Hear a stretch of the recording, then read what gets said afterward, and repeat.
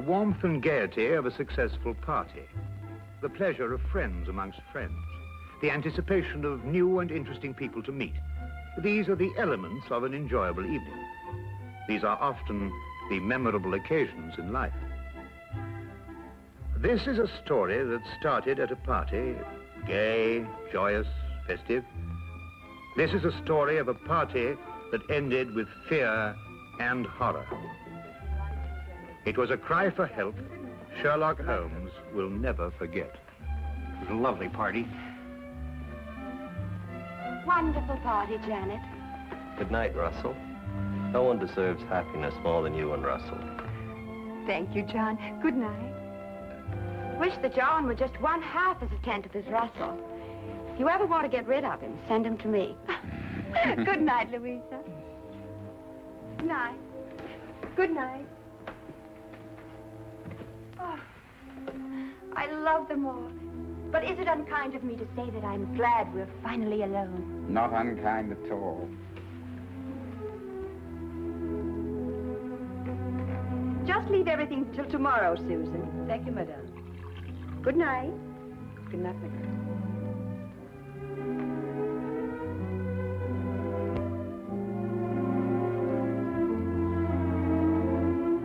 You've made me very happy this evening, darling. I really am the luckiest woman in the whole world. Our first anniversary. I wanted you to be happy this year. It couldn't be any other way with you. It might have been. Impossible. There may be a deep and dark side to my nature. Of course there is, darling. All interesting men have dark sides to their natures. Possibly even black. Oh, most certainly black. I'm a murderer. Of course you are. More than once. Innumerable times, I'm sure. 7 times. And are you going to murder 7 times again? Once again. Anyone I know? You? Oh, wonderful. And will you give me warning? I'm giving you warning. Will you kill me with kindness? No. Like this. Russell! Russell, you're hurting me. Russell, whatever came over you? I told you, my darling. Tomorrow, at exactly 9 o'clock, I will strangle you as I have strangled 7 before.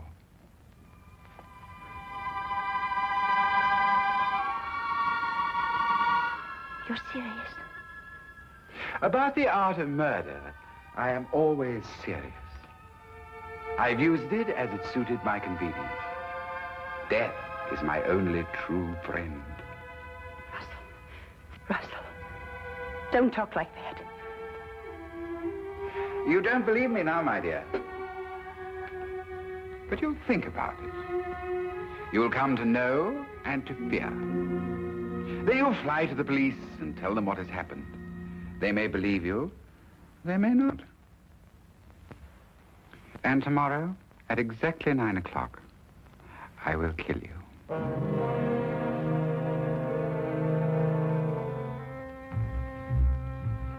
Good night, madam.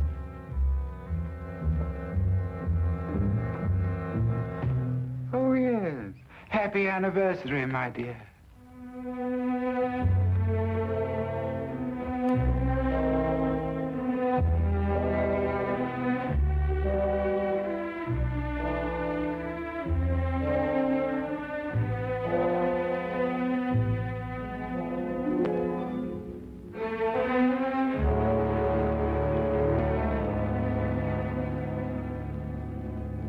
Suppose you tell us the whole story as it happened. It might be easier that way. Of course. I'm Mrs. Russell Partridge. Your husband's the art collector? That's right. Oh, he's a wonderful man, your husband. I first had the pleasure of meeting him when we were guarding the French collection that came over. He's a wonderful man. Everyone says so. Yes. Now, Tell me what's troubling you, Mrs. Partridge. You can rest assured that for your own sake as well as your husband's, Scotland Yard will do everything it possibly can.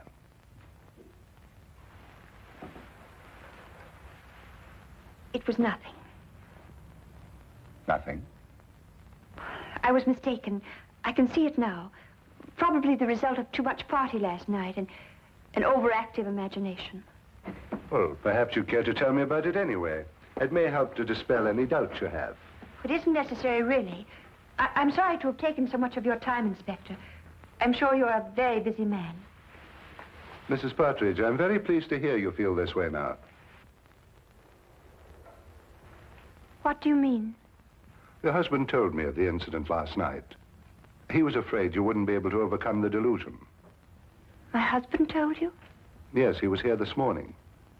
What did he tell you? Only that you were suddenly overcome by the idea that he intended to harm you. You're over that now, I see. My husband told you that?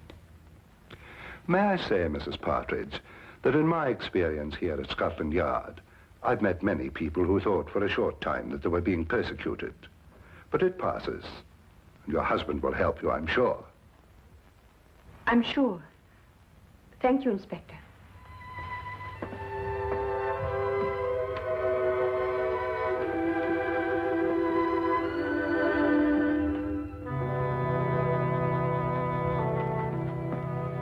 Well, what do you make of that, sir? Follow, Wilkins. Very good, sir.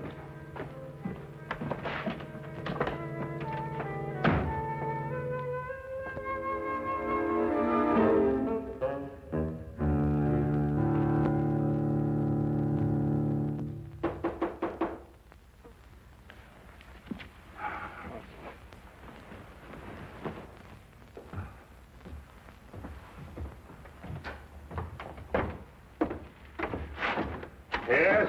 Oh, Is this the flat of Mr. Sherlock Holmes? yes, Mr. Holmes has just gone downstairs to look for darkness. Won't you please come in? Thank you. Oh, please excuse me. Would you like to sit over here? There. Would you care for anything? I have some fresh tea made. No, thank you. You say Mr. Holmes will be right back. Oh, yes. Oh, forgive me. I'm Dr. Watson. How do you do? I'm Mrs. Russell Partridge. Oh, your husband's the art collector. Yes, Oh, I met him not long ago. Wonderful man. thank you. Of course, I'm not much an authority on art myself. I just like what I like, you know. But I understand he's one of our leading judges. Yes, that's true. Wonderful man. Interesting, too. Yes. I think perhaps I'd better leave. I was wrong to think that... What a beautiful day, Watson. Perfectly exquisite. We really must make an effort to get out and about more often and see the beauties that I beg your pardon, madam. I didn't realize we had a guest. May I present Mr. Holmes? This is Mrs. Russell Partridge. Do forgive the exuberance of my entrance, madam. I'm delighted to meet you. Won't you sit down? I think that I realize the situation is a delicate one. How do you know? Because you didn't wish it to be known that you'd come here. So you left your carriage at the corner of the street and walked. You saw me? No, as a matter of fact, I didn't. But I observed that the hem of your skirt has picked up a certain amount of dust from the street. And though you undoubtedly came by carriage, because your shoes, which are extremely fashionable ones, were not meant for comfortable walking. Mr. Holmes, I need your help. In what way, Mrs. Partridge? I believe my husband is going to kill me. Russell Partridge? Why do you believe this, Mrs. Partridge? He told me he would. Last night. Why, that's impossible. I had the same reaction at first, Dr. Watson. It couldn't be true. Not by Russell. As everyone tells me, he's such a wonderful man. And when did he say he was going to do this? Tonight, at 9. And then he said something impossible, Mr. Holmes.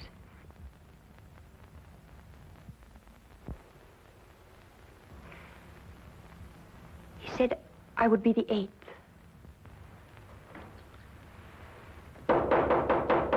Excuse me.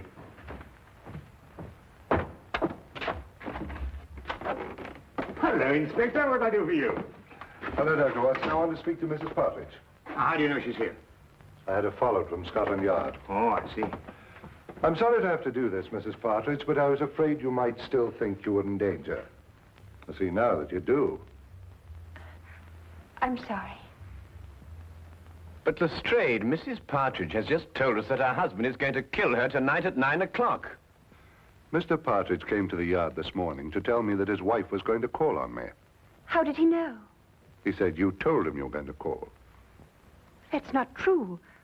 I decided to do it this morning. It was 10 o'clock, I remember.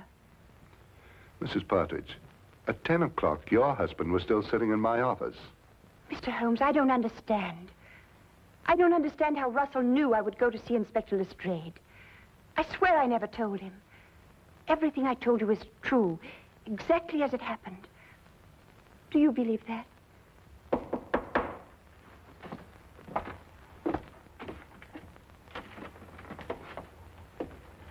Excuse me. My name is Partridge. I believe my wife is here. Yes, indeed she is. Will you come in? Russell. I'm sorry I'm late, my dear. I was detained at the gallery. Are you ready to leave? How did you know I was here? How did I know you were here? Yes. How did you know? But you said you'd be here. You told me to meet you here. Have you forgotten?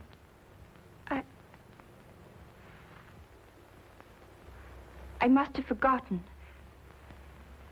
Excuse me. Forgive me for interrupting you, gentlemen, and thank you for any consideration you may have shown my wife. Good day. Good day.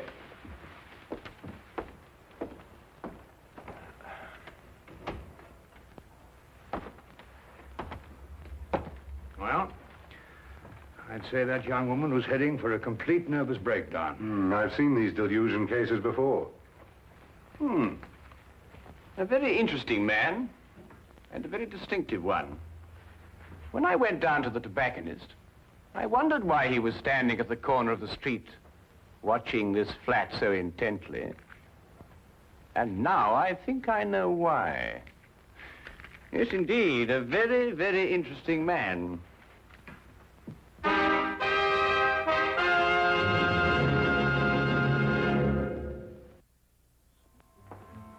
Well, Lestrade, there were two incidents in the romantic life of Russell Partridge. In the first case, his fiancée ran off with another man and was never seen again.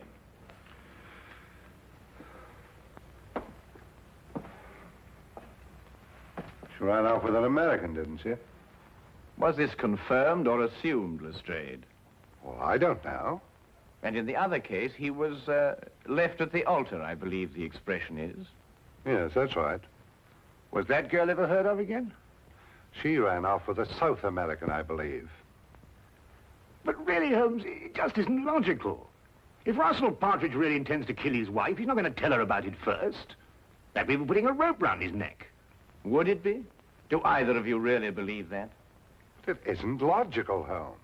It isn't usual, Lestrade. But this man is just amusing himself.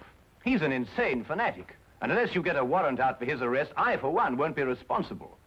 Now, look here, Holmes. I can't ask for a search warrant every time a man's left at the altar.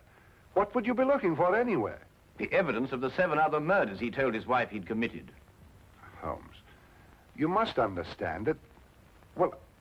Or the 8th will be on your hands.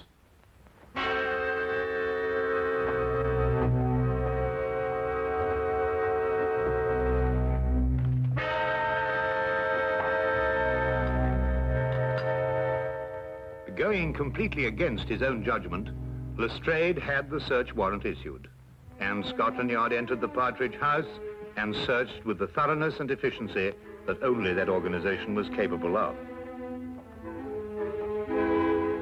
From basement to attic, no wall, no object was left without meticulous examination. Holmes directed the entire investigation. I have never seen him so intense, so insistent, and at the end, so completely frustrated. If Partridge was the criminal Holmes believed, there was no question he had won.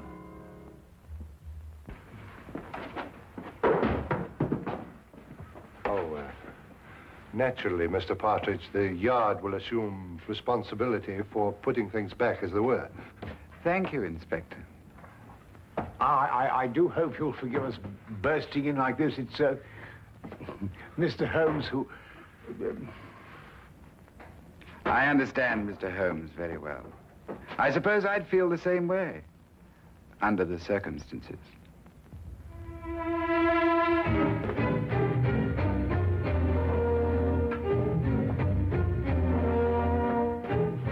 What time is it, Watson?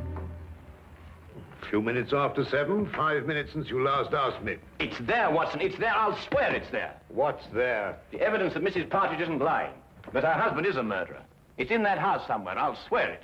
But you've searched all over the house, Holmes. You've measured every inch of it. I know, Watson, but it is there. I've overlooked something. And unless I can find out what it is, that girl is going to be murdered in 2 hours.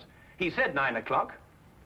Even if he intends to murder the girl, he doesn't have to do it on schedule. But he does. That's part of his disease. That man works like a clock. He tempts the police by having the victim report the murder in advance, and then he has to complete his game by murdering on the moment, the exact moment. Now where are you going? Out. That I can see, but where? For a walk. We believe we searched every inch of that house. Now I've got to find the one place that I missed.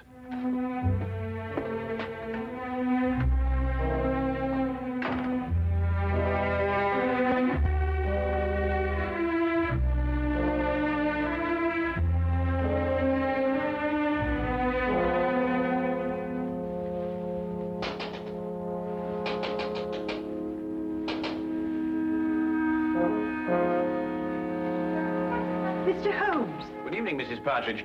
I realize the entrance is somewhat unconventional, but then so are the circumstances. I believe I made the climb unseen. What are you doing here? I want to prevent you from doing this. I can't stay here. You must. If I stay here, kill me. Mrs. Partridge, I know your life is in danger, but if you leave here, I can't guarantee your safety. If you stay and help me, we may yet have a chance. A chance? Yes. It's my theory that your husband will try to... Janet!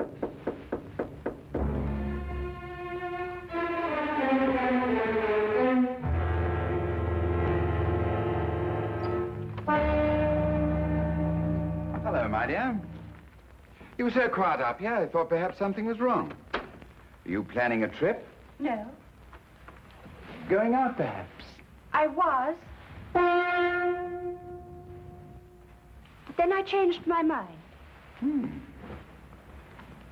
Why did you change your mind?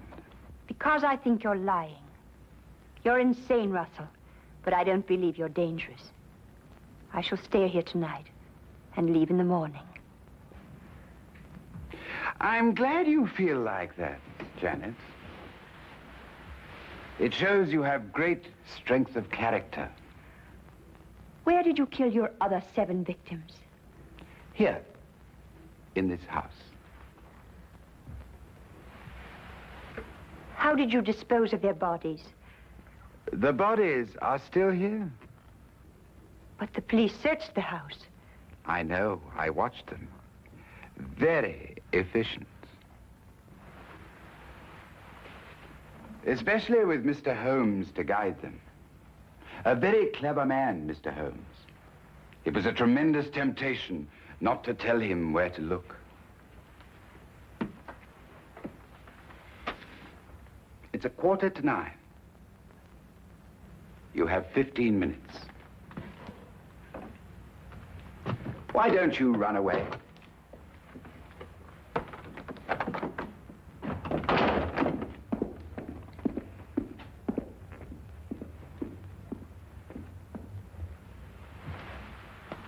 Very well done indeed, Mrs. Partridge.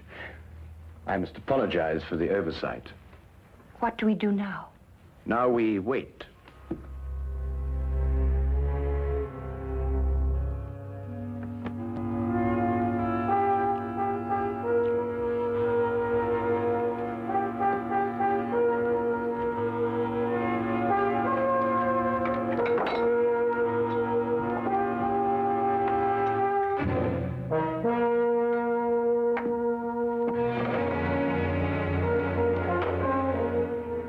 Only one.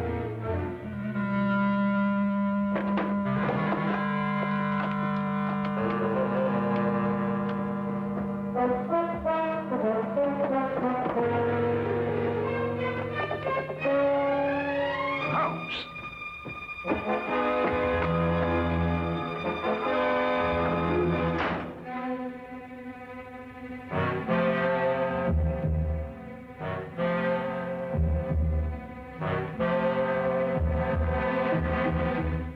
Last, I remember it. What is it, Mr. Holmes? Oh, one place I forgot to look. I'm going to step outside now, and I want you to count up to 10, go to the head of the stairs, and then start slowly down. Will you do that for me? I'll try. Don't worry. I'll be there. 10 seconds, remember?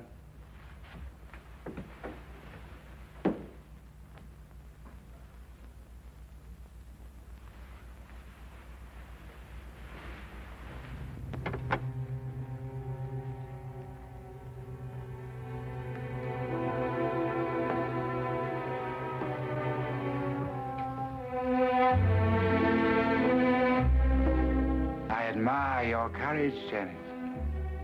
Aren't you afraid? No. I don't believe you. I think you are afraid. No, I'm not. The others were afraid. Don't take that last step.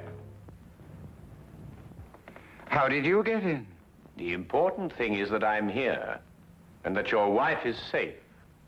And because of your premature revelation of yourself, so am I. I'm sure it is not against the law of England to walk up the stairs in one's own house. Besides, my wife is completely unharmed.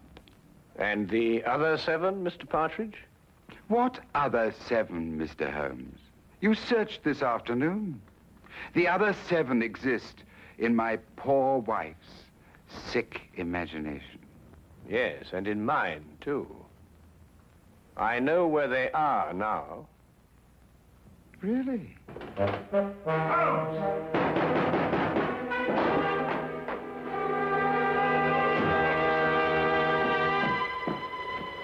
What's happened? Get the poker from the fire, Watson. Poker? Yes, the poker.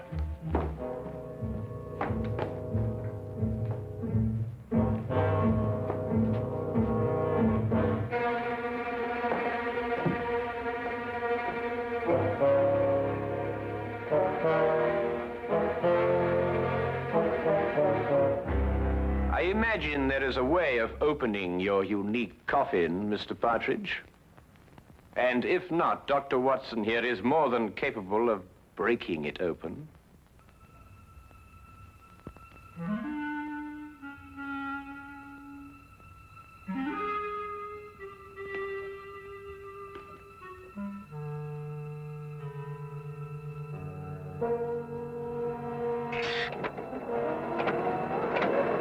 Oh, good Lord! The mortal remains of his 7 victims, Watson.